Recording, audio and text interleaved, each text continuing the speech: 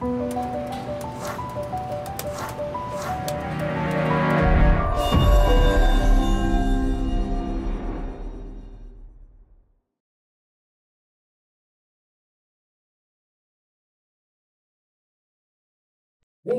a mais um Conversa de Mercado com a Brain, nesta série especial dos 5 anos do Covid. Hoje vamos conversar com Renato Correia, presidente da CEBIC, Câmara Brasileira da Indústria da Construção, e também sócio da Vega, uma das mais importantes incorporadoras do estado de Goiás. Tudo bem, Renato? Tudo bem, Fábio. Prazer estar aqui com vocês, com a sua audiência. Sempre muito bom poder bater um papo aqui com você e com a Brain. Legal.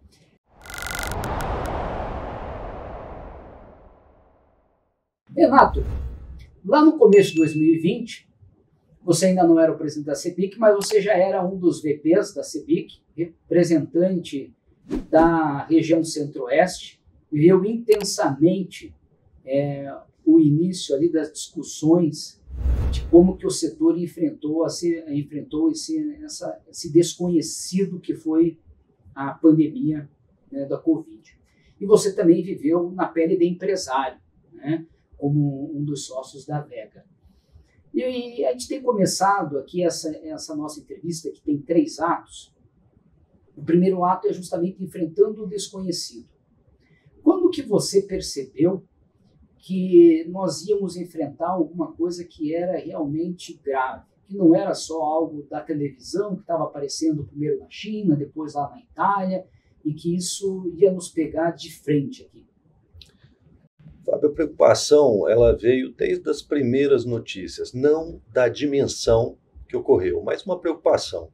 Quando surgiu, me lembro que eu estava saindo de uma obra em Goiânia e ouvindo a notícia desse vírus na China. Eu estava com a consultoria, o Chico Nunes, um grande consultor, não sei se você conhece, e eu falei, Chico, essa coisa vai bater por aqui, né? Assim, vai nos pegar de alguma maneira. Isso ficou gravado na minha memória, como empresário naquele momento. Ele falou, a coisa, né, pode ter certeza. E eu estava pensando, na verdade, que ia mexer com juro, de alguma maneira com a economia, mas em nenhum momento, naquele primeiro instante, imaginei que pudesse ser uma pandemia com um efeito tão difícil para a humanidade, né, para o ser humano. Logo em janeiro, se eu não me engano, ali no final de janeiro, início de fevereiro, teve um primeiro caso em Brasília.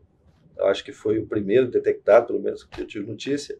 E aí sim, houve aí o mundo já estava falando em lockdown, aquela questão toda, e a gente falou, poxa, realmente nós vamos viver um período de muita dificuldade, muita incerteza e de muita tensão, né? Isso foi mais ou menos ali janeiro para fevereiro.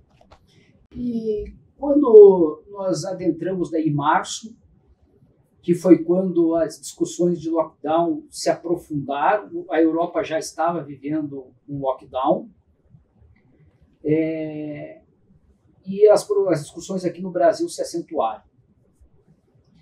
O que passou pela sua cabeça, primeiro como empresário, né? Você começou a pensar em, vou ter que refazer meus planos? O planejamento aqui vai por água abaixo? O que passou pela tua cabeça daí quando o lockdown ficou patente que ia acontecer? Fábio, me lembro como se fosse hoje, estava em São José do Rio Preto, fechando um negócio com um parceiro lá importante para a gente naquela época, e eu tive notícia que o governo do estado de Goiás ia fechar os aeroportos, ia fazer um lockdown. Quase não consegui voltar para casa. Eu voltei no dia 19, passei pelo aeroporto, se eu não me engano, de Cofins, em BH, completamente vazio, e desembarquei em Goiânia e fecharam o aeroporto. E naquele momento ali, você vendo a cidade parada, vazia, obra parada, né? Porque tinham mandado parar as obras, foi um grande desafio manter as obras funcionando. A gente tinha uma única certeza que a gente precisava juntar com a equipe e sobreviver ao que viesse, né? Era mais uma questão de zero planejamento, mas uma disposição muito grande de fazer o que precisava ser feito, né? E particularmente na nossa empresa, nós fizemos uma reunião logo na semana seguinte para falar para a turma assim: aqui ninguém vai ser demitido. Ninguém vai ser demitido. Nós vamos junto ou nós não vamos. Então essa foi uma decisão difícil, muito custosa, mas muito importante para a gente estar aqui hoje do jeito que a gente está. E qual foi o primeiro momento em que a CEBIC se reuniu, se não presencialmente, porque já estávamos aí vivendo então esse começo do lockdown, não de maneira uniforme em todo o país, mas quando que ela começou a fazer reuniões, trocas de telefonemas, nós ainda não tínhamos o Zoom instituído, às vezes era um Skype, cada um usando o seu aplicativo, mas enfim, quando que a CEBIC começou a se articular para tentar primeiro entender para onde ir, né? Falando o que estava acontecendo em cada lugar, quando é que teve essas primeiras conversas? Olha, assim, eu me lembro mais a partir de fevereiro que a gente começou a realmente trocar ideias online mesmo. Rapidamente se instituiu o Zoom, 40 minutos ali, né? E nós passamos a ter uma agenda quase que diária de atualização dos números, infelizmente, das mortes, dos casos. Começou a aparecer aquela contabilidade, ouvia as questões, os procedimentos de saúde mundialmente, muito mais num primeiro momento de tomar pé da situação e de deixar a base informada. A base são os sindicatos, nós somos uma entidade de 96 sindicatos e associações do setor, e para que as empresas, ao fim e ao cabo, pudessem ter informação de qualidade para proteger os seus trabalhadores e proteger os seus negócios. Então, a CEBIC foi muito diligente e tendo uma cultura já instalada de EPIs, de segurança, né? Nós vivemos uma adaptação muito rápida do setor. Qual é a característica, né, da CEBIC, do setor da construção, com essa estrutura institucional? Nós temos um canal de comunicação muito rápido com as bases e chegamos muito rapidamente. Então, com uma cultura de segurança do trabalho já implementada ao longo dos anos, com um canal de comunicação muito azeitado, né? Nós pudemos rapidamente, e com uma instituição de saúde própria, que são os SECONSES, o Serviço Social da Construção Civil, né, que está presente numa série de estados, não é universalizado no Brasil, mas nós temos uma representatividade grande em São Paulo, em Goiás, no Paraná, em Minas, né? O SECONSE, ele serviu muito para balizar, trazer para a linguagem da saúde e segurança, dessa novidade, para os sindicatos se prepararem. Então, fizemos manuais rapidamente, tudo que era reconhecidamente como bom e necessário, vinha para o manual e a gente distribuía nesses canais, né? E discutíamos muito os feedbacks nessas reuniões virtuais com o presidente Zé Carlos e comando. Então, realmente foi um momento de muita intensidade e a gente conseguiu chegar na base com as medidas de segurança. Posso dizer, então, fazendo aqui uma brincadeira, que um dos papéis importantes que a CEBIC teve nesse primeiro período do Covid foi disseminando as informações, balizando e uniformizando as informações, também evitar fake news, já que eu imagino que estava todo mundo perdido naquele primeiro momento, angustiado, e aí as informações às vezes eram contraditórias e as pessoas, está acontecendo isso, mas aquilo não estava acontecendo, e a CEBIC vinha com a informação correta, limpa, uniformizada e direcionada para o que precisava ser feito. Nós trabalhamos em comissões técnicas, né? Nós temos 9 comissões. Dentro dessas comissões temos aí a Comissão de Política e Relações Trabalhistas, né? Tem a Comissão de Meio Ambiente, de Habitação, tem uma série de responsabilidade social, né? E uma cultura interna de, primeiro, checar as informações, entender tecnicamente, né? Estar seguro que aquilo é o melhor para a entidade, para as empresas, para a sociedade, e aí usar o canal de divulgação adequado. E quem recebe isso na ponta, acredita muito naquilo, né? Então, realmente, aqui nessa relação, não tem espaço para fake news. Eu acho que isso foi uma grande vantagem para a gente adaptar o setor rapidamente àquela realidade, com afastamento, com álcool gel, com sabonete, né, e defender o funcionamento das obras, né? Era muito importante a atividade econômica, alguma atividade econômica funcionasse, né? E importante que fosse a construção civil, que era a céu aberto, não era fechado, né? O funcionário já tinha uma indumentária muito robusta de segurança do trabalho, se acrescentava máscara, acrescentava álcool gel, acrescentava afastamento, fazia rodízio nos refeitórios.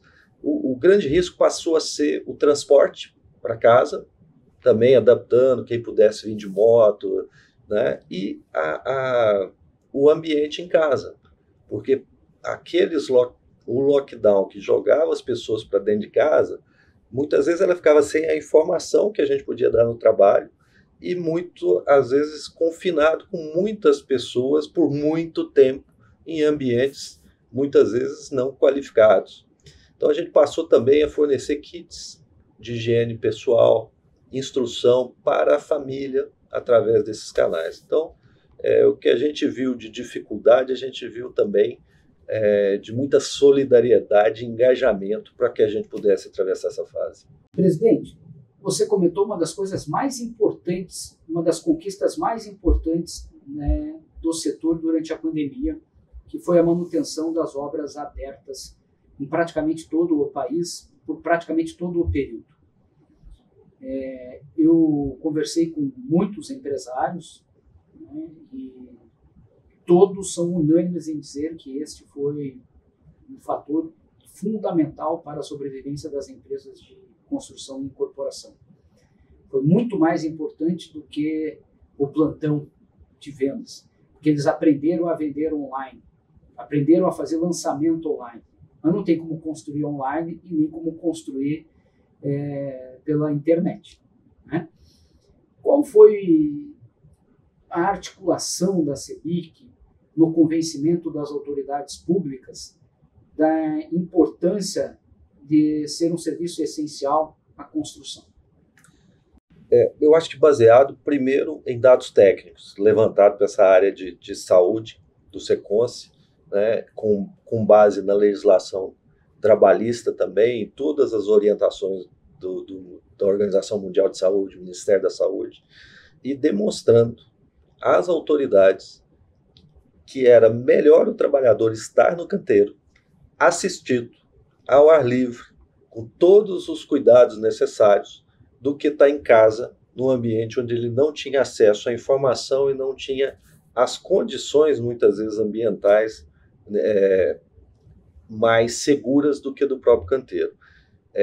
Tudo isso somado, e a capilaridade, fazer isso ao mesmo tempo, essa sensibilização no Brasil todo, tanto na base local, né, porque são secretários de saúde locais, governadores, né, estaduais, e o governo federal em Brasília pela CEBIC. Então, uma articulação forte, uma convicção de que a gente estava fazendo o correto para os trabalhadores em primeiro lugar e para as empresas e os próprios trabalhadores também, que não estavam no canteiro, que estavam ali nos escritórios, porque é um setor que impulsiona 97 outros setores, né? Você impulsiona a fábrica de aço, de cimento, de tintas. Então, manter essa atividade econômica, além das de saúde, segurança, né, que eram importantes e essenciais, nós entendemos que a construção era essencial, porque ao parar a construção, nós realmente quebraríamos a economia de uma maneira. Você lembra que a previsão de queda do PIB era 9%, 10%, você lembra disso? E nós terminamos com 4,5%, e se eu não me engano, menos do que isso na apuração derradeira. Mas se eu não me engano, foi 4,5% de queda do PIB em 2020. E foi uma das boas referências mundiais. E foi porque a construção civil segurou essa queda. Segurou de forma muito importante. Em especial, o setor imobiliário, que desde 2009, do Minha Casa Minha Vida, ou um pouco antes, com a alienação fiduciária, o setor imobiliário é muito complexo e o Brasil operou por anos aperfeiçoando esse setor e criando um mecanismo onde a empresa sabe trabalhar, o banco sabe trabalhar, o vendedor sabe trabalhar, o cliente sabe o que esperar, né? Os governos entendem como funciona o alvará, a licença, o registro de incorporação, tudo isso estava funcionando azeitadamente. O que nós fizemos foi aquilo que pode ser digitalizado, que seja digitalizado o mais rápido possível, mas que a obra continue porque ela tem um ambiente adequado. E a CEBIC conseguiu que o presidente, à época, Jair Bolsonaro, incluísse a construção civil como serviços essenciais. E a partir daí houve essa condição de trabalho em todo o Brasil e também as obras públicas, não só a habitação, as obras públicas também se basearam nesses estudos e continuaram o trabalho. Então isso permitiu que a economia girasse, vamos falar, em marcha lenta, mas girasse e permitisse salário, consumo, remuneração para a gente atravessar essa fase.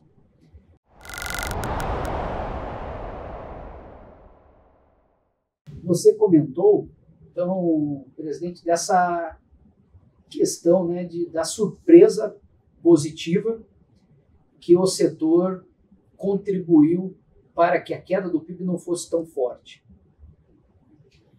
Comentou também do papel do financiamento bancário e o final de 2020 já apontava um forte crescimento do setor residencial da compra de imóveis, que surpreendeu todo mundo positivamente. Na sua opinião, né, nós estamos entrando agora aqui no nosso segundo bloco, no Recalculando a Rota, né?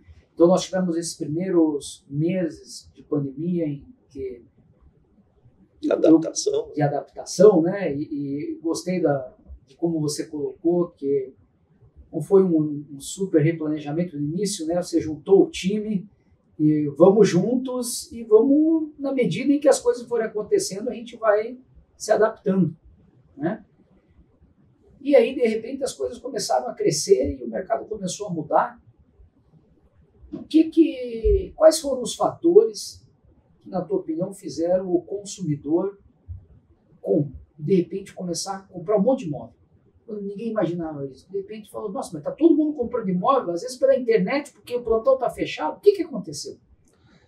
Uma série de coisas, né? Vamos para a coisa mais importante para qualquer economia, em especial para a construção civil e em especial para o setor imobiliário, chama-se taxa Selic. A taxa Selic era de 2%. Inacreditável, né? Você tinha um financiamento imobiliário que era mais caro do que a taxa referencial de juros, coisa que nunca aconteceu no Brasil. Esse é o primeiro ponto. O segundo ponto é um desejo realmente das pessoas terem um ambiente, a casa, o apartamento, o lugar, o refúgio passou a ser muito importante para as pessoas, né? Então houve um olhar. Você tinha mais tempo, porque você estava trabalhando ou de home office, você tinha mais tempo na sua vida para olhar aquele que sempre foi o maior sonho do brasileiro, que foi comprar casa. Quando você junta todos esses fatores, né, e as condições em função dos juros mais baratos, tudo isso somado levou a um aumento da aquisição do imóvel, né, que aqueceu a economia. Não só desta forma, mas se você olhar o varejo, com os auxílios Brasil, que teve à época, o varejo do mercado de construção também aumentou muito. Consumo de tijolo, aço, cimento, porque as pessoas que estavam em casa queriam melhorar o ambiente da sua casa. Então, isso teve um reflexo grande na demanda de materiais de construção e no próprio aumento exponencial que teve. Porque o que aconteceu na pandemia foi que, ao iniciar a pandemia, houve um recolhimento da capacidade de produção, houve paralisação de fábricas, né, houve demissões, houve uma série de medidas de proteção de caixa que as empresas tomaram por uma questão de sobrevivência. E quando veio, vamos falar assim, uma atuação muito forte da Caixa Econômica Federal em dar a condição das pessoas que tinham parcelas financiadas ficarem 6 meses sem pagar, né, manter as operações de crédito para novas vendas, uma taxa, tinha o IPCA mais alguma coisa também como fator de correção, a inflação também estava baixa, tudo isso somado, mais o consumo de varejo, mais as fábricas com baixa capacidade produtiva, houve um excesso de demanda e o preço dos insumos realmente descolaram, e aí acabou prejudicando um pouco, subindo a inflação, e aí vem subindo o juro. Então foi um movimento muito desafiador para as empresas, para as entidades, porque você veio com uma crise sanitária, depois você veio com uma crise, eu posso chamar uma crise econômica, né? Quando você sobe muito o juro, né? Sobe o custo dos materiais, sobe a inflação, perde renda. Então, não foi só a saúde o problema do país e do mundo, né? Essa economia sofreu muito e tem reflexo até hoje.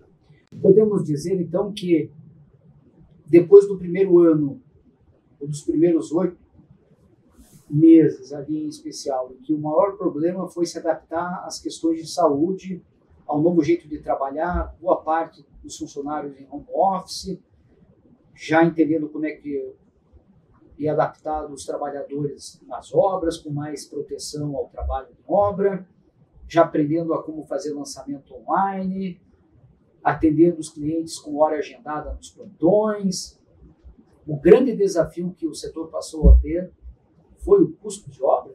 Eu lembro, inclusive, queria a tua opinião, tanto do lado do empresário, quanto em especial no lado como primeiro VP da CEBIC, depois como presidente da CEBIC também. Eu lembro os empates que a CEBIC teve com o poder público e com representantes de outros setores produtivos, em especial o setor de aço, mas também de concreto e outros, que os preços estavam aumentando 30%, 40%, 50%, 60% de alguns itens e insumos. Esse foi o maior problema enfrentado pelo setor em 2021 e 2022? 2021, certamente o aço, o cimento, realmente contribuiu muito, porque em função desse histórico que eu fiz, realmente subiu muito o preço. Mas eu queria só voltar num ponto, Fábio, assim, todas essas flexibilizações feitas pela Caixa Econômica Federal, né, houve interlocução, diálogo com a CEBIC para encontrar o melhor caminho. Né? Você fala sempre o que a CEBIC, a importância, como é que ela agiu. Então, junto à Caixa Econômica Federal, junto ao Ministério da Fazenda, à época com o ministro Paulo Guedes, para baixar as taxas de importação do aço. A gente pedia para zerar as taxas, porque como descolou o preço do aço e já tinha vendido o imóvel, o empresário ficava numa sinuca, né, sem poder recompor os seus preços. Só vai recompor o preço no outro empreendimento. Então, foi um encadeamento muito complexo, e você teve ali o aumento de segundo semestre de 20 até primeiro semestre de 21, foi um ano de aumento de custo muito significativo, com lockdown no primeiro semestre de 21, porque nós tivemos a segunda onda. Então, eu diria que o segundo ano era menos incerteza, mas foi mais dificuldade. Porque quando você teve o primeiro lockdown, você mantinha as pessoas, fazia uso dos créditos de Pronamp, de FGI, houve um endividamento das empresas de maneira geral. Né? O endividamento das empresas, você contratava às vezes ali Selic, CDI mais alguma coisa a 2%, e você terminou 2022 com 13,75%. Então, olha o desafio que na economia geral, né, o grande problema do setor da indústria da construção é que usa muito recurso por muito tempo. Então, taxa de juros é um veneno, uma taxa de juros alta. Né, e você toma crédito para manter equipe. Então, foi realmente um período muito complexo. Eu diria que 2021 trouxe mais tensões empresariais, porque no primeiro momento você estava na incerteza. Tá todo mundo no mesmo barco, né? Assim, em termos de dúvida do que fazer, todo mundo empenhado em resolver. Aí nós começamos a conviver com esse bicho, né? Com esse tal desse Covid, começou a conviver, entender como é que ele funcionava, ter os mecanismos de defesa. A hora que você preparava para tentar ter uma vida normal, você impacta com custo, impacta com uma nova onda muito chocante, até pior do que a primeira. Então, realmente foi muito desafiador, né? Queria puxar um outro assunto aqui, porque talvez nem todo mundo saiba, mas a CEBIC também tem um papel muito importante na promoção de alguns dos eventos mais relevantes do setor, como, por exemplo, o ENIC, né, o Encontro Nacional da Indústria da Construção. E, de repente, nós, no meio da pandemia, não tínhamos mais como nos reunir. Quais foram as soluções encontradas pela CEBIC para continuar promovendo o encontro das pessoas num período que não dava mais para se encontrar? Algumas coisas interessantes, mas antes eu vou fazer um convite para o 100º ENIC. Opa! Que será em abril de 2025 em São Paulo. Não perca, é a 100ª edição, vai ser uma edição histórica da gente olhar uma grande mudança que vai ter no mercado da construção, porque nós estamos saindo com a reforma tributária, teoricamente até lá vai estar aprovada, isso dá um impacto muito grande na industrialização do setor. Acho que vamos ter muito boas novidades, queremos a Brain, você e todos os ouvintes lá conosco. Mas eu vou contar 3 passagens muito importantes. O ENIC foi feito de forma virtual, uma plataforma que foi desenvolvida para o ENIC. Né? O ENIC era um evento que presencialmente atingia 1.500, 2.000 pessoas. Nós tivemos 10.000 pessoas. Então, mostrou um outro mundo digital, né, à distância, que nos surpreendeu muito. E qual que é o papel do ENIC? É mostrar o rumo das coisas. Foi muito interessante porque, diante de todas essas dificuldades, você falar de mercado imobiliário, de construção, de obra pública, de saúde, de segurança. Então, foi um ENIC inesquecível e muito, muito rico. Foi a primeira vez que eu assisti o ENIC todo dentro de casa, né? Praticamente não saía, ainda estava muito fechado as coisas. Né?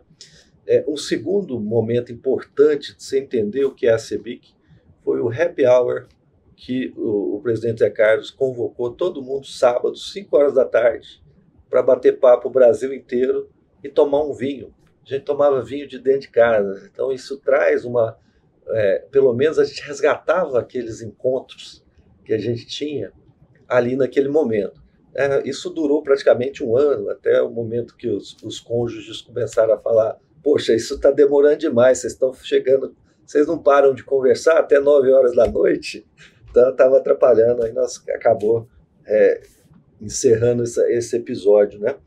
E por fim, nós criamos o Quintas da CEBIC como forma de, semanalmente, na época, informar tanto a sociedade quanto as empresas daquilo que estava acontecendo. Então foram muitas mudanças importantes que permanecem até hoje aí. Você já fez alguns quintas com a gente, já vamos organizar novos episódios de quintas com a Brain aí com você. Viu? Opa, conte conosco, presidente.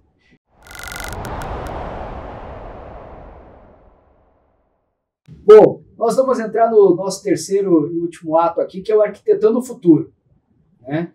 Algo que é um dos papéis fundamentais da CEBIC, que é justamente pensar o futuro do setor. Mas para entender o futuro, ele depende muito também de como que nós nos preparamos para isso.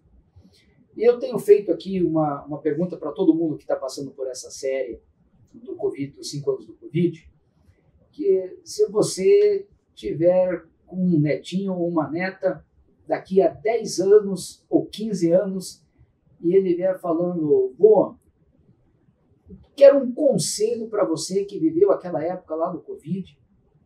Me dê um conselho do que você mais aprendeu. Que eu estou pensando em fazer faculdade, quero tocar minha vida, e eu quero um conselho de quem viveu aquele período que foi único na história da humanidade. Que conselho você me daria?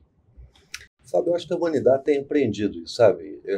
A questão da sustentabilidade, da maneira que o ser humano vive e usufrui do planeta, eu acho que é um legado, pelo menos um acelerômetro que nós tivemos com relação à Covid, porque isso é um desequilíbrio da natureza. É um desequilíbrio que a gente tem que prestar atenção por que ele ocorreu e como é que a gente pode voltar a conviver com essa natureza, fazendo o que precisa ser feito. Eu defendo muito que o setor da indústria da construção é uma indústria de trazer bem-estar para o ser humano. né, e condição de vida para o ser humano. Quando a gente faz uma habitação, é para tornar a vida do ser humano melhor. E a gente precisa interferir no meio ambiente para que isso ocorra. A gente usa recursos minerais, né, usa muitos produtos para que a gente transforme a vida. E nesse conjunto, né, nós tivemos um paralelo feito depois, por exemplo, que onde não tinha saneamento, houve muito mais mortes do que na região onde tinha saneamento. Então, a gente percebe que essa relação, depois você vem com eventos climáticos extremos logo na sequência. A natureza, ela é muito sábia e a gente precisa saber transformar a vida do ser humano respeitando os limites da natureza. Eu acho que eu diria para minha netinha, né? Seja uma engenheira, monte uma incorporadora e cuide do meio ambiente para que a gente possa levar o bem-estar preservando as condições. Acho que isso é muito importante, isso vale para os outros setores, para as outras economias, e nós estamos vendo realmente mudanças muito importantes aí. E você se tornou o que você aprendeu como empresário e como gestor de entidade que o tornou um empresário mais sábio, um gestor de entidade mais sábio? O Brasil tem um histórico de poucas guerras importantes, historicamente é um país da paz, né? Mas nós enfrentamos uma guerra muito grande, né? Foi uma guerra mundial contra esse vírus. E a gente percebeu assim que a união, vamos falar assim, a solidariedade mútua tem uma força muito grande, né? Empresarialmente, nossa empresa é uma empresa, né, de médio porte e que precisou de muita união da equipe para a gente poder enfrentar de forma adequada todos esses desafios, né? E como presidente de entidade, a gente percebeu assim quanto é importante essa organização setorial, porque isso se aplica não só a crises, se aplica ao dia a dia, né? Desta vez foi para enfrentar uma crise. Olha o quanto a CEBIC contribuiu. Olha o quanto os Sinduscons contribuíram localmente, as ATMs, os Secovs, né, as APOPs, todas as entidades, né, que organizam o setor empresarial para que a gente possa construir e entregar. Então, eu acho que assim reforçou muito a compreensão e a consciência da importância das entidades na economia, no papel das empresas, né? Se você entender que nós somos mais de 170 mil empresas hoje no país, 90% delas com menos de 30 funcionários, move 97 outros setores, o quanto isso é complexo, com regulações federais, estaduais, municipais, em 5.500 municípios. Então, hoje nós temos 6,5 milhões de déficit habitacional no país ainda, tendo Minha Casa Minha Vida como um dos principais programas do mundo. Nós temos um déficit de infraestrutura muito grande ainda, da ordem de 200 bilhões por ano é o que se investe, nós precisamos investir 400. Então, o setor da indústria da construção é instrumento de solução de problema da sociedade brasileira, é isso que a gente tem tentado defender. E a CEBIC e os sindicatos localmente é que tentam organizar essa produção, sensibilizar os governos, sensibilizar a sociedade para entregar para a própria sociedade aquilo que ela mais precisa. Nós mudamos muita coisa, ou aceleramos muita coisa durante a pandemia. Né? Digitalização de como vender, o setor se aproximou ainda mais do consumidor, inovou em muita coisa. O que você acredita que veio para ficar e que as empresas vão continuar fazendo? Eu acho que você colocou muito isso. Assim, nós vimos num processo de digitalização, né, que foi muito acelerado, né? Agora você vê a questão de inteligência artificial entrando forte, de muita mecanização, de processos mais limpos e rápidos, né? Então, eu acho que houve nesse aspecto um upgrade muito, muito grande, e da própria relação das empresas com a sociedade, né? Com relação ao que ofertar. Né? Você apresentou várias pesquisas aí com relação a tipologia, varanda, não varanda, casa, não casa, né? Eu acho que houve um reforço muito grande da importância da habitação. Acho que houve um reforço grande. Acho que houve assim, uma aceleração grande da digitalização, dos modelos BIM, que vão fazer muita diferença num processo que a gente está reputando aqui com um futuro muito próximo, que é da industrialização da construção, né? Então, eu acho que tudo isso somado e da importância das pessoas. Eu acho que, no fundo, essa pandemia nos fez voltar a ter uma empatia maior, tanto com os funcionários, com os clientes, com as pessoas. Olha o que o mundo passou, né?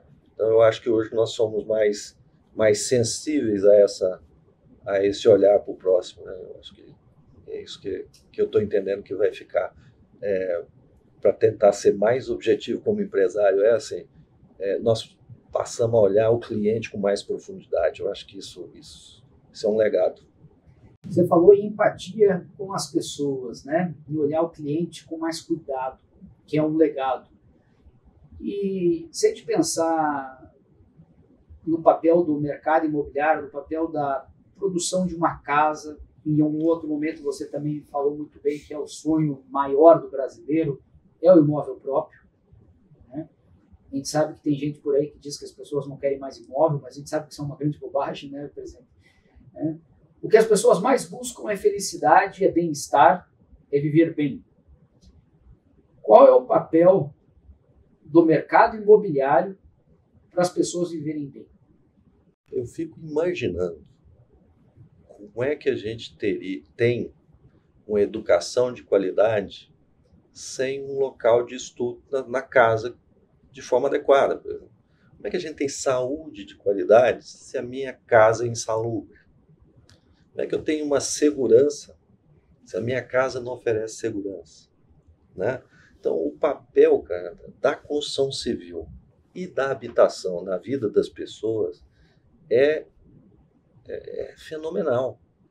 E a Brain tem uma pesquisa aí, né, usando aqui da lembrança da Brain, sobre o sentimento de quem tem o primeiro Minha Casa Minha Vida, de felicidade, de segurança, de autoestima, mas tem um dado econômico que vai transformar essa sensação em dado concreto do benefício.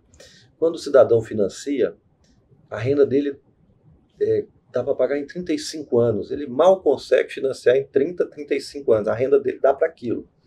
Mas o histórico é que ele quita o Minha Casa Minha Vida de 12 a 15 anos. E o SBPE quita em 10. Empodera a família. Porque ela estuda melhor, porque ela tem saúde, porque ela tem autoestima. Então, a casa, gente, é um direito constitucional.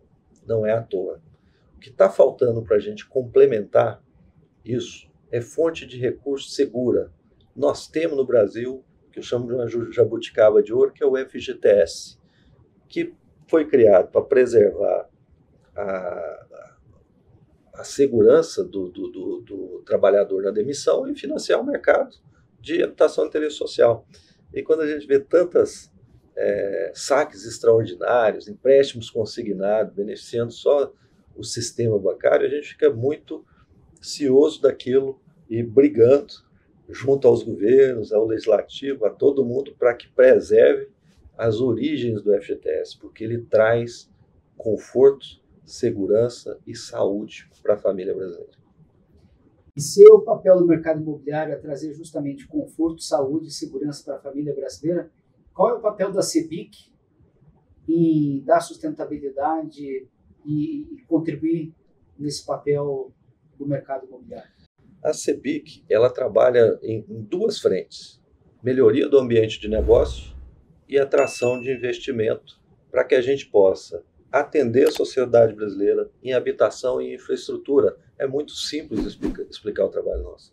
A gente está dia e noite pensando nessas duas vertentes, sabemos que a gente precisa entregar e tendo as empresas do setor da indústria da construção como instrumento de solução desses problemas. Muito bom, presidente. Muito obrigado. Satisfação imensa, um prazer imenso estar aqui com vocês. Fico à disposição e vamos junto. Pessoal, Muito obrigado pela sua participação. Não esqueçam de dar o seu like neste vídeo, passar para